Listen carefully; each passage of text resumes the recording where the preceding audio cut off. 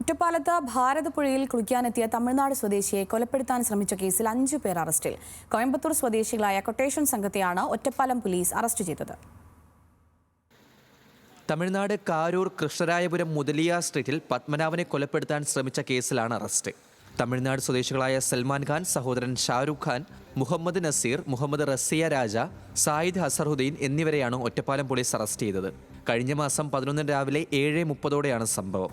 വാണിയംകുളം കന്നുകാലി ചന്തയിലേക്ക് പോകാൻ വേണ്ടി എത്തിയതായിരുന്നു പത്മനാഭൻ. ഒറ്റപ്പാലത്ത് ട്രെയിനിൽ നിന്നിറങ്ങി മായനൂർ പാലത്തിന് സമീപം ഭാരതപ്പുഴയിൽ കുളിക്കാനെത്തിയപ്പോഴാണ് ഒരു സംഘം ആക്രമിച്ചത്. കോയമ്പത്തൂരിലെത്തിയ പോലീസ് സംഘം ഏറെ സാഹസികമായാണ് പ്രതികളെ അറസ്റ്റ് ചെയ്തത്. ട്രെയിനിൽ പിന്തുടർന്നെത്തിയാണ് ആക്രമണം നടത്തിയതെന്ന് പ്രതികൾ പോലീസിന് മൊഴി നൽകിയിട്ടുണ്ട്. പണത്തിന് വേണ്ടിയുള്ള കൊട്ടേഷനാണെന്ന് പോലീസ് അറിയിച്ചു.